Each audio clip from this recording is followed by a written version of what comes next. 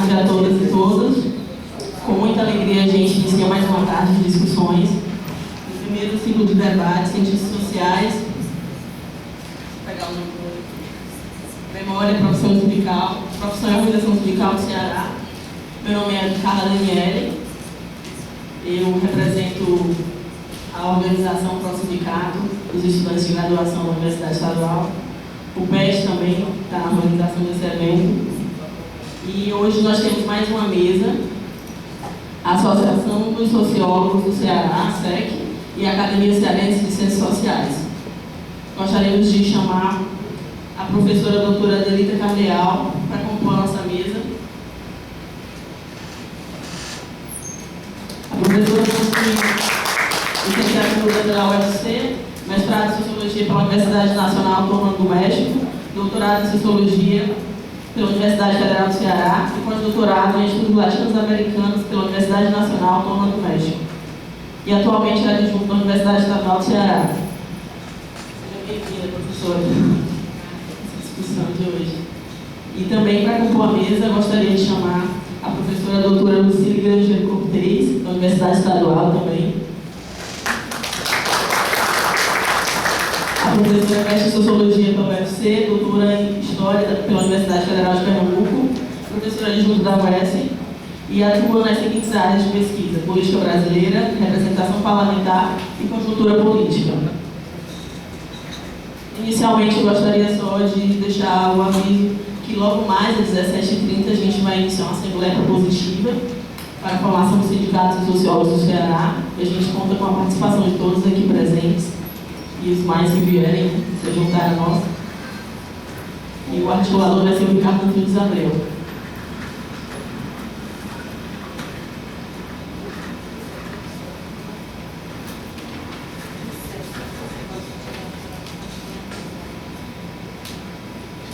Adelita, vai precisar? Vizinho, mexe. Então a gente vai dispor de 30 minutos para cada professora. Depois a gente vai abrir para um bloco de 5 perguntas. E depois mais 10 minutos para as respostas.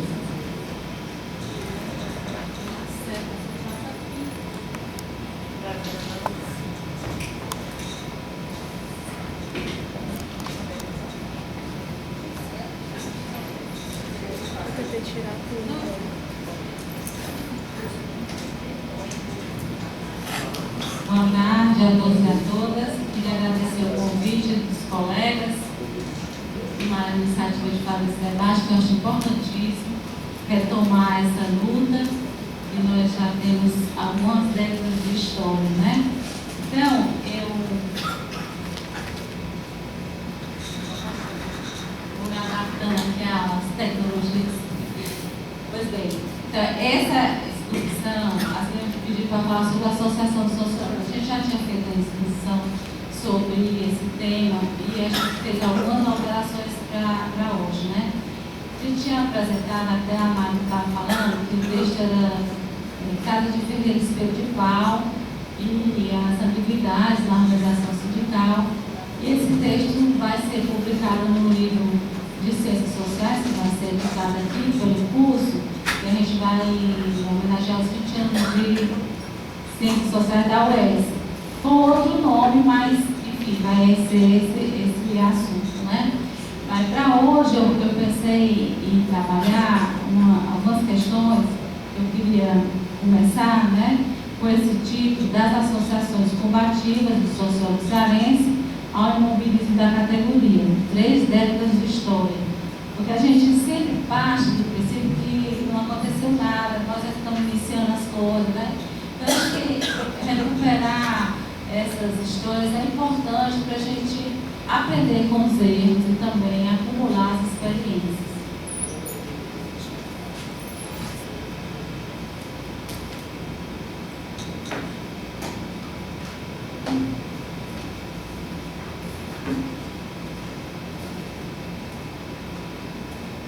Então, esse tema, essa discussão, ele surge, como já foi dito, né, no inciso que aconteceu em 2011, que na plenária final as pessoas recolocaram essa necessidade do sindicato, dali teve um grupo que se mobilizou e fez uma série de reuniões que a gente, então, nos faz refletir sobre 36 anos, efetivamente, de tentativas positivas e negativas de organização da nossa categoria. Então, desde 76, que a gente, os sociólogos cearenses, tem experimentado tipos diferenciados de organização. E aqui no Ceará, são os sociólogos que tomam a frente, que as entidades são os sociólogos, os antropólogos, os cientistas políticos, não tomam isso como uma iniciativa própria. Sempre que a gente fala na organização, está vinculada a essa especificidade da nossa categoria, que é a sociologia. Então, aí, o que é que eu tinha pensado? Que a gente, entendendo esse processo, a gente poderia compreender por que a gente não tem uma organização hoje, né? Então, eu acho que a gente podia também entender por que hoje as pessoas retomam e querem fazer uma entidade. Então, para a gente discutir, eu pensei em colocar algumas questões de partida. Por que os sociólogos abandonaram suas organizações em 89 e se é possível essa retomada em 2012? Então, para apresentar, eu pensei numa metodologia que seria recuperar as biografias dessas entidades. No caso, nós tivemos 9 anos de Associação de Sociólogos do Estado do Ceará, que era a entidade civil, que durou de 76 a 84. Nós tivemos 2 anos de convivência entre essa ASEC com a nova associação que foi criada em 83, que foi a Associação Profissional Pré-Sindical, né, que é a Associação Profissional Sociológica do Ceará. Então, a gente teve 2 anos de convivência, que foi 83 e 84, e 6 anos de associação profissional, que foi até o final de 89, né? E agora a gente tem 12 anos de espera pelo sindicato. Então, a ideia é a gente ver a história aqui, a biografia dessas entidades, e depois a gente fazer uma relação com o contexto histórico para tentar entender as relações de influência, as questões políticas que envolviam o Brasil e as outras organizações dos sociólogos, para entender o início da crise da organização interna nossa, prováveis causas dessa desmobilização política dos sociólogos e alguma possibilidade de superação dos problemas nessa nova organização sindical, né? Então, mas para a gente entender esse momento de criação das entidades, é preciso que a gente vá para os nossos antecedentes históricos, né? Então, a gente entende que era um país que antes, já, quando a gente vai criar a associação no Ceará, já existia algumas associações no Brasil, né? Nós fomos os primeiros. Então, a história da organização do cearense, sociólogo, começa no país que já existiam várias formas organizadas de discussão dos sociólogos, né? Por exemplo, em 50, os sociólogos já faziam debate sobre a profissão, sobre a sociologia como ciência, o sociólogo como categoria profissional. Em 54, em São Paulo, o primeiro Congresso Brasileiro de Sociologia. Em 62, o segundo Congresso em Brasília. Então, é uma luta muito anterior à nossa, que começa em 70, né? As primeiras organizações do Brasil, de sociólogos, foram em 63, foi a Associação Gaúcha de Sociólogos, em 67, a Sociedade Mineira de Sociologia, depois 70 no Pará, 71 em São Paulo, 75 no Rio Grande do Norte, Rio de Janeiro, e em 76 a nossa Associação Civil Cearense. Então, a gente vai encontrar um período de mobilização política, quando começam a surgir as associações dos sociólogos, né?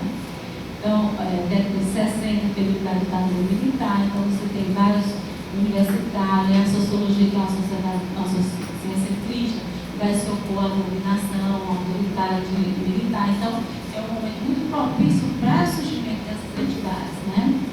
E no Ceará a gente vem ainda dentro da ditadura, nos anos 70, né? E de alguma forma a gente tem muita dificuldade de funcionamento, porque eram entidades de esquerda, combativa, contra o regime militar, autoritário, repressivo, torturador. Então a gente tinha muita dificuldade para funcionar, a gente enfrentou muitos problemas, né? Não só nós, sociólogos, mas todas as entidades democráticas brasileiras. Então a gente tem um período, né, de 60 com torturas de presos políticos, estudantes muito mobilizados na rua, com morte, etc. Os anos 70 continua com essa grande mobilidade da mobilização da sociedade contra a ditadura militar. E aí a gente entende um pouco como foi um momento que suscitava a nós sociólogos uma atitude diante dessa realidade, né? Então a gente recuperando um pouco essa biografia das associações sociólogos do Ceará, dos 9 anos da ZEG. Então, quem foram os fundadores, né? Os fundadores eram sociólogos formados pelo UFC, eles eram vinculados a organizações de esquerda, de diferentes tendências, então havia muita divergência interna dentro da associação, debates, né, ideológicos, etc. E que eles faziam dessas organizações sociais espaço específico da luta dos trabalhadores, nós e também de outros trabalhadores que se vinculavam com o trabalhador sindicalizado do Ceará, e assim a gente tinha articulação com o movimento sindical, não só dos sociólogos, né? Então a gente lutava pelos objetivos específicos da categoria, mas se aliava com os objetivos gerais da transformação da sociedade brasileira. Aí o que é que a gente tem nos associados?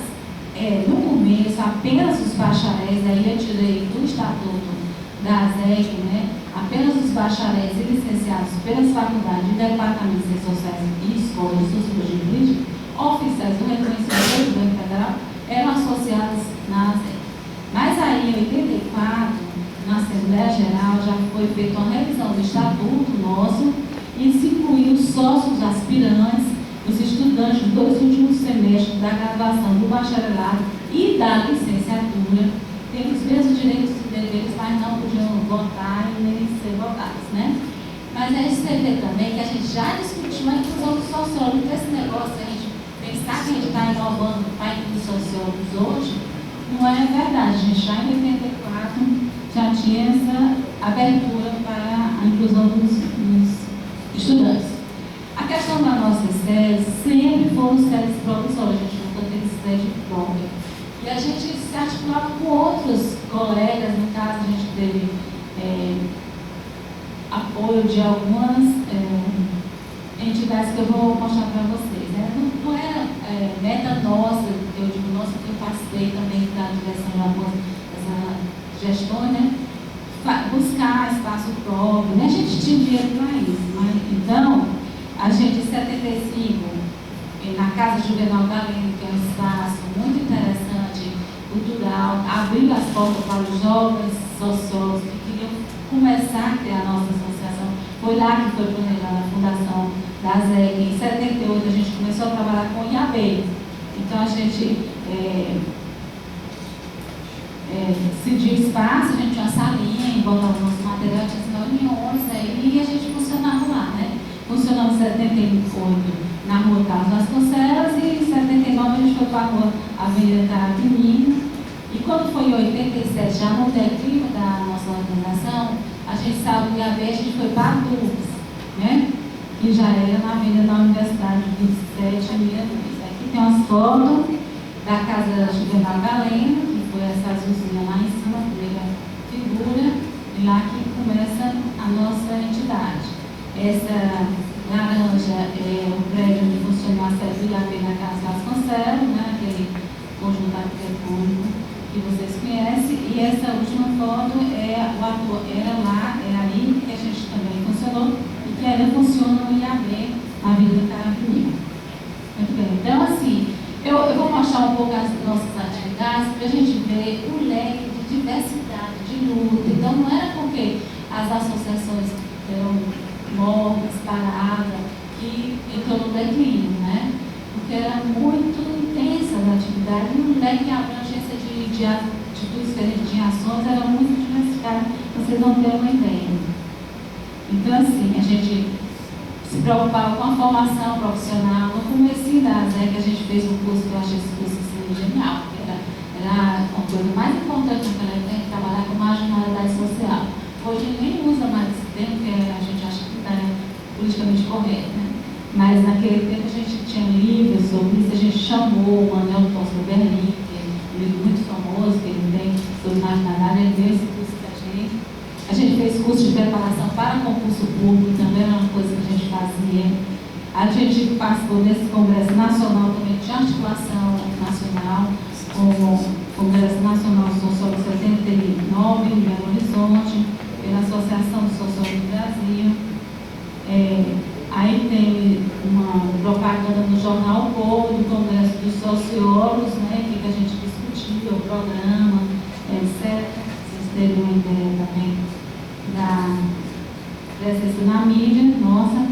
A luta pela lei, que hoje é essa lei que a gente ainda se baseia para lutar pelos nossos direitos, né, no conhecimento da profissão, foi uma luta dos sociólogos para a regulamentação, e não é uma coisa aqui local. Todo o Brasil, né, a gente fazia parte de um movimento que era compartilhado por vários colegas dos outros estados.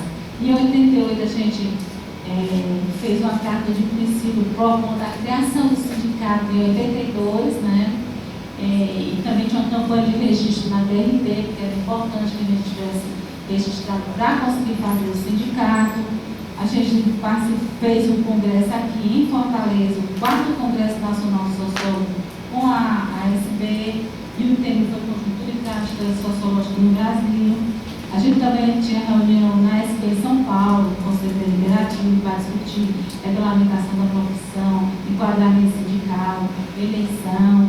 A gente participava da ENCLAT, CONCLAT, uma frente de trabalhadores. A gente também participou com representação, né? Esse encontro das classes trabalhadoras aqui era muito ativo, com o sindicato de todas as categorias, construção civil, bancária, comerciária. A gente estava no meio, junto com os colegas, companheiros, participando dessa frente sindical dos trabalhadores, apoiando a criação da CUD. Eu tenho até as datas e os locais, não sei onde eu ficava dos dados que a gente mantinha como secretária da ZEC, tem os cadernos, até hoje eu guardo como uma relíquia. Aí dessas informações todas são baseadas na nossa experiência, né? A gente lutou também contra a cessão de 50 hectares do BNH, que essa luta é hoje um parque do Cocó do Aro Barreto, né? Que ela não foi só nós que participamos disso. Participou junto com o IAB, os movimentos ecológicos aqui, SOS Cocó.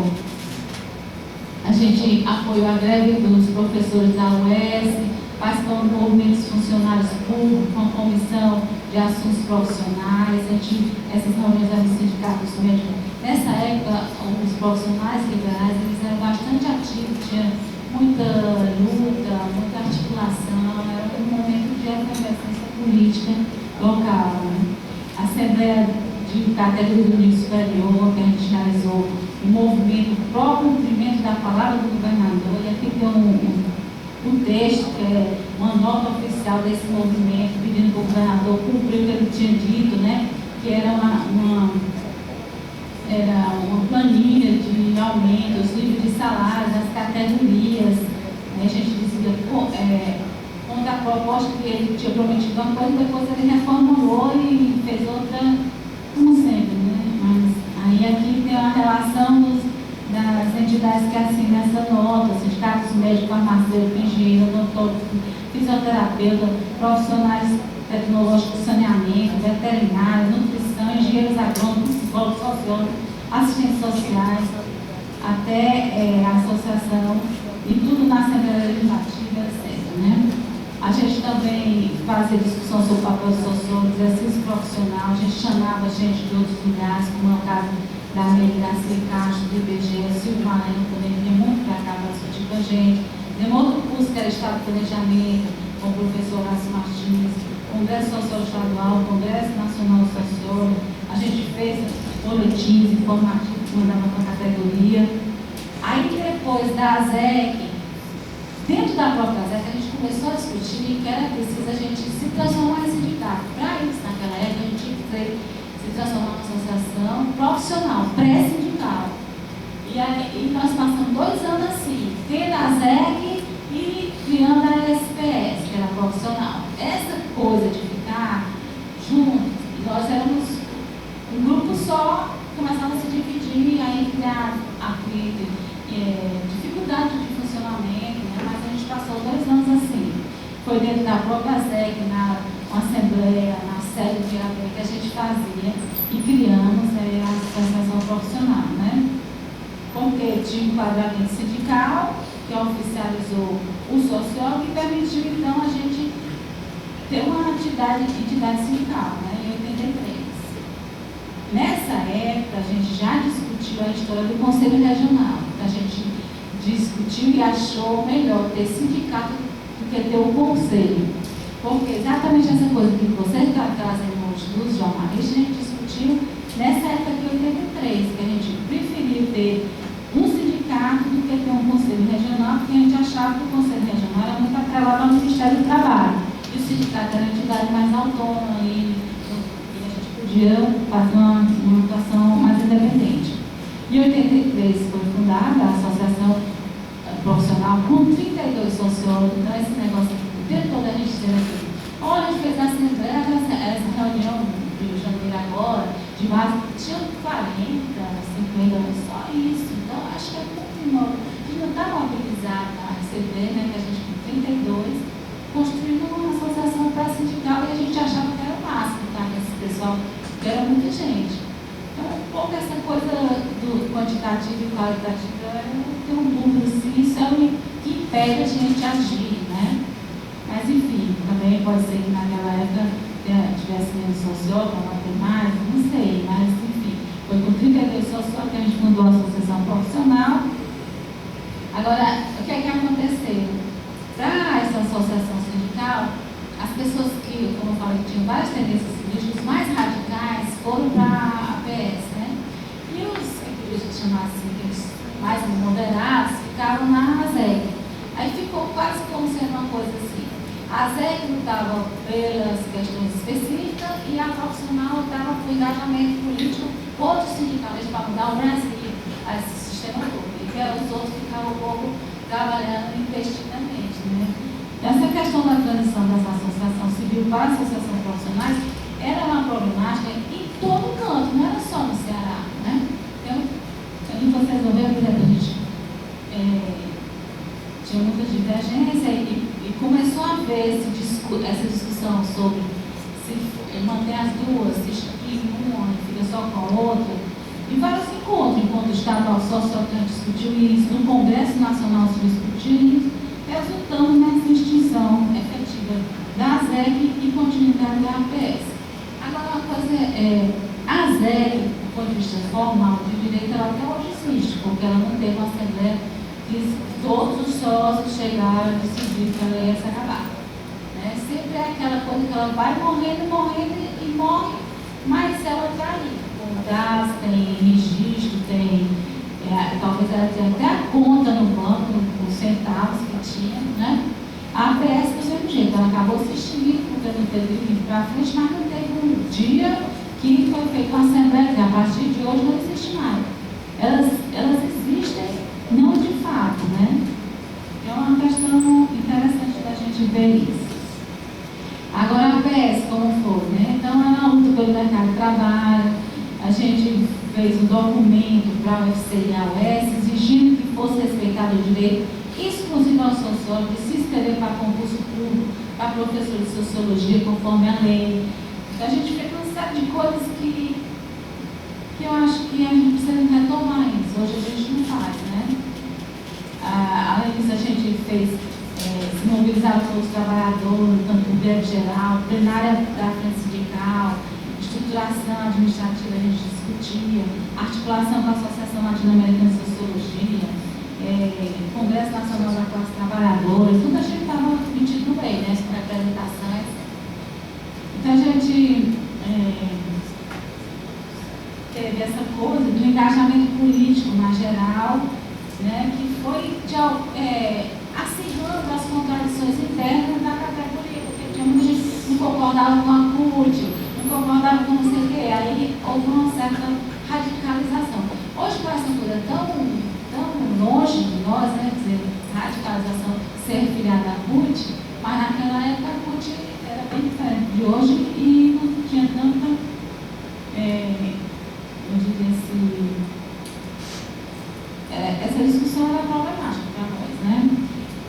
Então, havia muitas contradições no seio da categoria. A gente participou da campanha pelas eleições diretas para a presidente da República. A gente fez um jornal informativo que era interessante também. Todas as associações tiveram isso. A gente se filiou à CUT em 84, né? A gente participou do primeiro Congresso Nacional da CUT, com representantes para discutir se a gente era a favor ou não das eleições era a favor da eleição direta e lutando para boicotar o colégio eleitoral, né? Que, enfim, acabou sendo o colégio eleitoral que instituiu a eleição direta, que foi a primeira eleição que aconteceu depois da ditadura. Aí também a gente começou a trabalhar para a luta pela Assembleia Nacional Constituinte. Nós fizemos parte nessa luta, como todas as entidades de esquerda, combativa, né, contra a ditadura participaram. Então, em 84, a gente começou a sentir a falta de participação da categoria, isso já foi imobilismo, né, essa coisa que a gente discutiu hoje, a gente já tinha isso presente. Aí, então, os problemas, gente, era problema financeiro, que é a mesma coisa que está acontecendo, era oposição dentro do sindicato, e aí a gente queria fazer uma coisa, a gente tinha um boicote, o pessoal questionava, a gente queria fazer, aí discutir, não fazer o quê, ainda estava discussão, né? Então, houve esvaziamento, conflito interno, comportamento contraditório da diretoria e, no caso da APS, a gente tinha que se registrar na DRT para poder ser filiado. Então, a gente tinha que ter um registro de sociólogo na carteira de trabalho. Depois que a gente tinha esse registro, a gente ia na sede da associação, com o diploma e os documentos, a gente se inscrevia na APS. Aqui é um cartaz que a gente fez para a campanha de registro na DRT, né? Sociólogo sem registro não pode exercer a profissão. Sociólogo fora da entidade, profissional sem defesa. Aí aqui é o resto do cartaz. Sociólogo filiado à sua entidade, faça o seu registro profissional. Aí tinha a Associação Profissional Sociólogo, endereço, funcionando na sede da NUFS, nessa época já estava na NUFS, né? Aí em 85 começa o esvaziamento, vacância de cargo da diretoria. E a gente tinha, assim, reuniões para propor revigoramento, realizar debate, curso, visando o mercado de trabalho, visando um salário, emprego, assuntos que pudessem atrair os profissionais, campanha para ampliar o número de sócios, fortalecer a luta junto com os movimentos sociais, intensificar a luta pela reforma agrária, retomar a campanha pela Constituinte, né? E em 85, há uma campanha eleitoral para a diretoria da APS, reuniões. Aí, nesse momento, a gente começa a ir para os locais de trabalho, levantando demanda, etc. Né? E em 86, a APS se dedicou a fazer o jornal Viés, que era bem legal, bem crítico. Esse viés deu tanto problema, o pessoal não queria que a gente fizesse, porque não tinha aquelas posições políticas, não sei o que, e acabou ficando só em 3 números, né? Mas foi bem legal essa coisa. Tá aí o exemplo do viés, o jeito de olhar. E inclusive eu participei, Glória, Iris, o Tadeu daqui também participava. Aquele foi o número 0, esse foi o número 1, 86, o que é de novo de velho na questão da Constituinte. Né? Esse aqui já foi o último, o número 2, já tinha taxa de SAT, em 88, a gente já era com discussão contra o governo e a favor dos trabalhadores, né?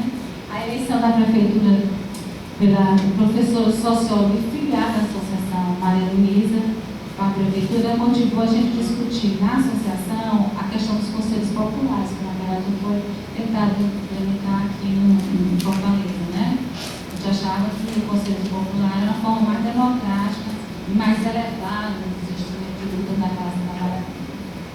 Então, em 86, há um encontro estadual dos sociólogos, que a gente estava discutindo a Constituinte, a participação das propostas populares na Carta Magna do país. Em 87, um outro encontro estadual, já da CUT, né, que a gente discutiu de novo a Constituinte, campanha, organização da CUT. Nessa época, a gente tinha assento no Conselho de Desenvolvimento Urbano, da Prefeitura do Estado de Fortaleza.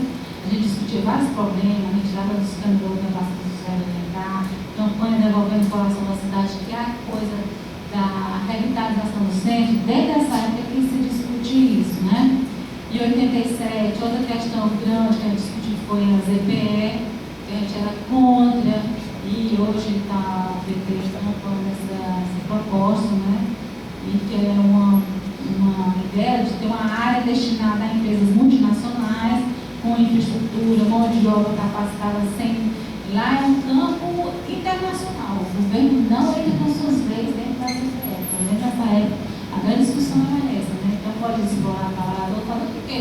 Porque o governo dá aquele terreno com tudo para as empresas produzirem, né? Então a gente foi contra, e nessa época a gente envolveu, não só foi fruto nosso, né? Nós não criamos essa discussão, mas a gente estava junto com os sindicatos jornalistas, economistas, movimentos ecológicos, a Associação dos Profissionais de Processamento de Dados, a pessoa da informática e outras entidades. Essa discussão foi para a Assembleia Legislativa, no Conselho da Economia, que a gente debatia, no Mestrado de Sociologia, atos públicos, fizemos um monte de coisa. Aqui é um exemplo da luta, que é um artigo que a gente publicou no Jornal Povo, 21/11/87, ZPE, um projeto sem a sociedade civil. A gente assina como secretária da associação. A gente fez também uma carta de apoio à Rosa da Fonseca, que era professora socióloga, porque ela foi expulsa da PO, que a gente fez também essa coisa. Levantamento junto à DRT, Delegacia do Trabalho. Quando sociólogo tinha, nessa época tinha 220 dele registrado, e a associação profissional tinha só 95 filiados. A gente acaba a associação profissional e não ultrapassa o número de 100 associados, né? E aí a gente continua com a luta, apoiando o sociólogo da UES, da UFC, contra a extinção dos cursos de sociologia e implantação de estudos sociais. A gente achava que essa medida ia prejudicar, né? Que faz nota de protesto, meio de comunicação, etc. Em 87 e 89 já era bem no declínio, a gente ainda participava de entidades técnicas e políticas, por exemplo, discutindo um projeto do TALAP, o aterro do COCO, junto com a Secretaria de Desenvolvimento, onde queria haver remanejamento, discussão de terreno. Essa luta envolveu a AGB, que é do geólogo, o IAB, a Associação Brasileira de Engenheiros Sanitários e Ambientalistas, o Partido Verde. Então a gente participava dessa discussão. Teve também esse projeto da APA do COCO, que nós também participamos, que a gente exercia uma suplência do Conselho de Desenvolvimento Urbano, foi sobre zoneamento e ocupação das áreas que margeam os amigos COCO, aí em parceria com o IAB e a AGB, também a gente participava disso. Aqui é um exemplo dessa ação, aqui a representante do IAB, do sociólogo e do Zé da Silva, que era da AGB. A gente vai discutir esse projeto na imprensa, colocando o nosso ponto de vista. Aí, várias posições que a gente adotava nos encontros. Porque aí, quando foi em 83, a gente já estava querendo o Conselho Regional de Sociologia, né? A gente tomou algumas posições. A gente queria a formação da Federação das Associações de Sociólogos, repúdio à política salarial do governo, endividamento do FMI, grande direta já, constituinte, extinção dos cursos de estudos sociais, integração da sociologia ao segundo grau. Tudo era o que a gente estava trabalhando, que é um exemplo, né? Proposta de mudança da OSPD para a sociologia, que vai gerar essa disciplina agora que a gente está dando no ensino médio. Né? Em 89, a gente encaminhou a Assembleia Estadual Constituinte do Ceará, protocolada no número tal, no dia tal. A gente fez uma proposta de inclusão obrigatória da sociologia nos currículos escolares do segundo grau e assinada pela Associação Profissional dos Sociólogos, Departamento de Ciências Sociais da UFC e a Associação dos Docentes da Federal, que é a NUFS. E aí a gente pediu a extinção da SPB, né? Mas a nossa lei. E em 89 a gente começa realmente uma discussão sobre a extinção da SPS, né? Associação Profissional de Sociólogos, Ceará. Ia ter novas eleições, aí a gente começava a lutar para a eleição, aí não tinha coro, tinha ninguém queria, né? Imobilismo, pouca participação, e a gente começou a discutir se valia a pena continuar ou não a entidade, né? A categoria não deliberou pela extinção da EPS, mas não evitou o declínio, né? Porque havia uma discussão no momento, que é um pouco essa que foi colocada aqui, a conjuntura sindical nacional, que questionava os sindicatos corporativos, né, os profissionais liberais, e reivindicava os sindicatos por local de trabalho. Então, a gente vai discutir, os sociólogos vão discutir, nós que somos sociólogos, no serviço público, na escola, né, na universidade. Acabou que as pessoas foram realmente para o seu local de trabalho, porque lá se juntavam outras categorias que estavam lutando pelos seus problemas profissionais e não só uma entidade solta que seria do sociólogo nessa compreensão que a gente tinha nesse momento, né? Então, as últimas datas da APS atestam a falta de coro e a inviabilidade social de participar do Congresso Nacional Extraordinário do Sociólogo, convocado para discutir os estatutos da Federação Nacional do Sociólogo, realizado em 89 no Natal. Então, o período da Federação está aí, está vendo como a gente fez de tudo, né? Para ir lá, não conseguiu. E em 89 foi registrada a última ata da APS, e foi aprovada uma comissão eleitoral que se encarregara do processo das eleições da associação. Mas foi em vão, porque convocou-se nova Assembleia, mas a categoria não realizou nem as eleições, nem decidiu pela extinção. Né? Então, a gente está 12 anos esperando pelo sindicato, e o que é que a gente tem nesses 12 anos? Em 90, a gente ainda tem notícia da Associação Profissional, sofrendo essa habilidade de ser uma associação sem direção oficial, mas existindo de direito, né? E porque o mandato não foi extinto e não houve eleições regulares. Mesmo assim, a APS ajudou na organização do primeiro encontro sociólogo do Nordeste, realizado em Fortaleza, promovido pelo Sindicato dos Sociólogos do Estado do Rio Grande do Norte, e a coordenação Nordeste com o apoio da Federação Nacional de Sociólogos. Esse encontro tratou da formação sindical da categoria, ironicamente, na cidade que o sociólogo deixava morrer sua entidade sindical, né? Extraordinariamente, em 96, tem-se uma carta datada de 3 de maio, relatando as histórias resumidas da ASEC da APS, objetivando a convocação da categoria para o seguimento da organização dos sociólogos cearenses, dos estudantes de ciências sociais, assinada por uma comissão, comissão pela retomada da organização dos sociólogos do Ceará, e que começou a se reunir na ADUS, mas também não foi para frente. Outros sociólogos tentaram retomar a associação, mas não conseguiram. No caso aqui e acolá, aparece o povo aqui aí, o pessoal vai falar de nada ali, ela tem as informações da associação. A pouco chega um gás aí, vamos conversar. Até que quando eu era coordenadora, apareceu um grupo da Unifor. Só, olha, a gente vai expor uma salinha ali, eu vou trazer o material todo, e tu começa a ver o que é que vocês querem. Aí um dia eu não mais, né? Então a maioria da categoria se acomodou. E em 2001 tem o encontro, inciso, e vocês já sabem, eu já falei, todo mundo já falou do inciso, como a gente retomou agora essa discussão. Então, assim, para a gente entender esse declínio, né, um pouco a gente vai tentar associar a biografia das associações com esse contexto histórico. Então, eu acredito que no início da organização você vai encontrar todo um ambiente propício para essa mobilização. Então, ela oferece política democrática, exigindo uma atitude socióloga, a organização da categoria, elas são organizações políticas, militantes, né, vinculadas com o partido político de esquerda. Então, isso também motivou muito essa organização inicial. Esse período ditatorial reanimou os movimentos populares, tinha havido as greves do ABC, havia um ar de retorno à luta social no país, portanto, teve propício para os jovens formados, ainda imaturos na profissão, mas forjados no combate à ditadura, e que a luta por sua organização profissional. E o declínio, a gente vê que o ano de 89, que é realmente o declínio, o que é que a gente vê? A promulgação da Constituição Federal Brasileira. E aí é um período de redemocratização nacional, uma abertura para a sindicalização do setor público, que não tinha antes. Então, todo mundo que trabalhava no setor público, que era a grande concentração de sociólogos, você lá vai ter possibilidade de organizar, e aí vai criar tudo que é a associação de servidores, né? E ficar um monte de sociólogo lá dentro, nas gestões, etc. Isso um pouco é uma mudança no eixo. Ixi, não é assim não. Ele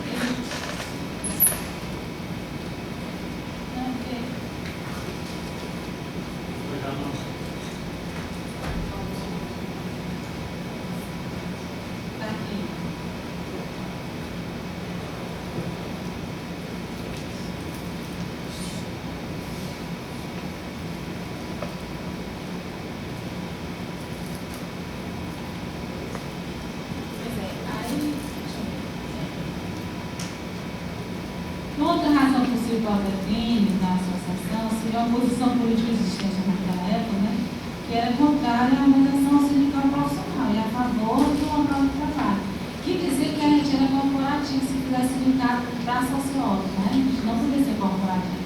Então, a gente, para concluir, eu queria retomar essa questão de partido e tentar responder, né? Por que o sociólogo abandonou as suas organizações em 89? Eu acho que houve muitas divergências políticas internas, né, contradições nas lideranças, e não vai acabar. Então, se a gente for para a luta agora, também a gente vai retomar e vai ter que superar.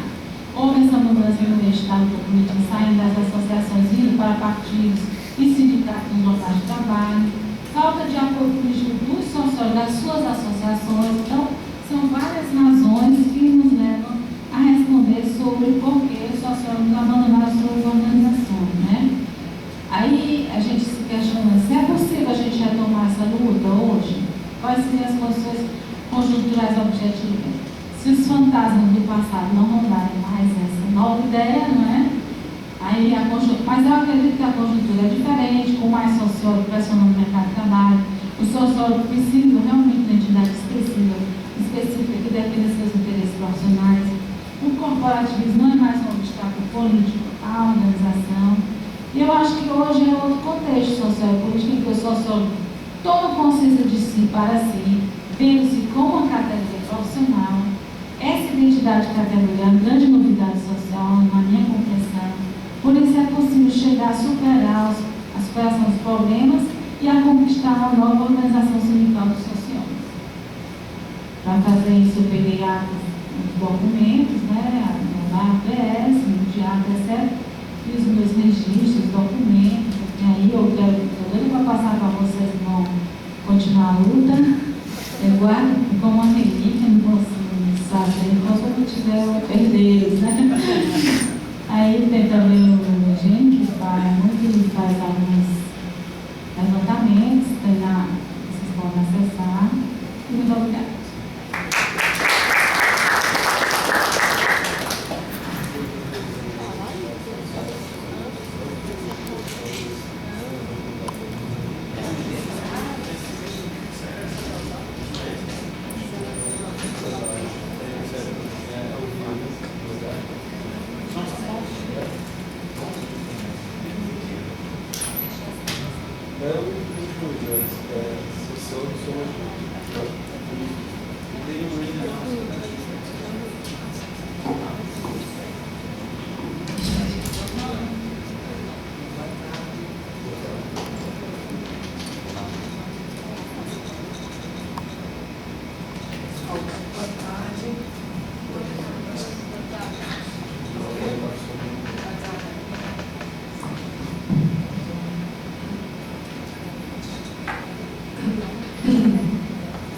Pessoal, boa tarde.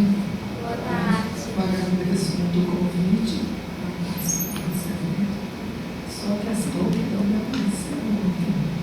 E eu nem podia chamar outro colega, que nós temos vários colegas aqui, o Sr. Jocinho, o Filomeno, o Arnoldo, que são também da academia, mas para avisá-los de ontem para hoje, eu vi hoje.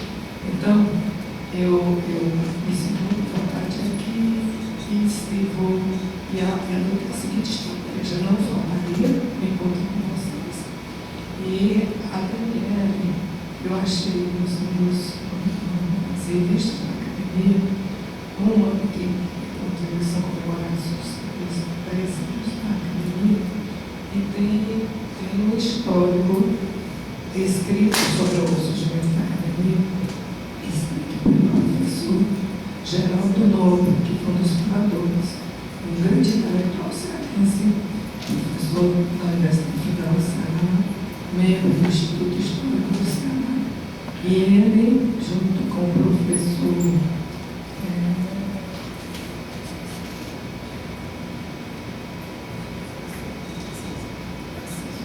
Francisco Assis de Leite, professor também dessa casa, eles iniciaram. Hoje surgiu essa ideia de pedir a Daniela que lesse para mim, seria para eu falar isso, o histórico da academia, e depois eu vou dar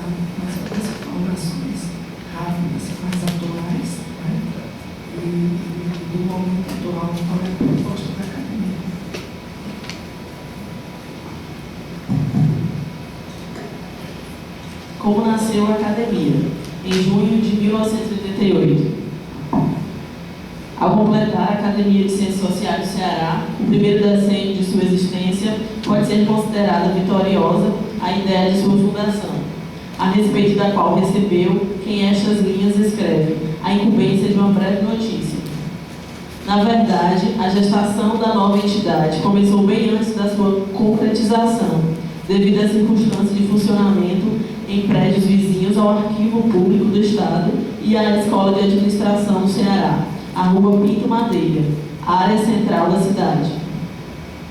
Do primeiro era diretor-geral da Silva Nobre e da segunda, professor Tarcísio Francisco Leite, ambos dedicados à pesquisa e, em função desse interesse, muito aproximados. Apesar de seus afazeres, o professor Francisco Tarcísio Leite, frequentemente, após cumprir o seu dever de magistério, comparecia ao gabinete do diretor do Arquivo Público, com quem debatia diferentes assuntos, dada a correlação das matérias por ambos ministradas. Em uma dessas ocasiões, surgiu uma indagação quanto à possibilidade de agregar os professores naquela conversa a dois. Comprometia-se Tarcísio Leite a procurar atrair companheiros do magistério superior, constantes de uma relação a ser elaborada e submetida ao diretor do arquivo, a qual faria o mesmo por sua vez. A ideia de um grupo de estudos surgiu-se de uma organização de caráter permanente, a qual se relutou em princípio dar o título de academia, pois a experiência demonstrava o comprometimento das entidades com tal denominação, desejosas de honrarias, porém arredio das obrigações assumidas ao aceitarem o ingresso no respectivo quadro social. Uma academia atuante.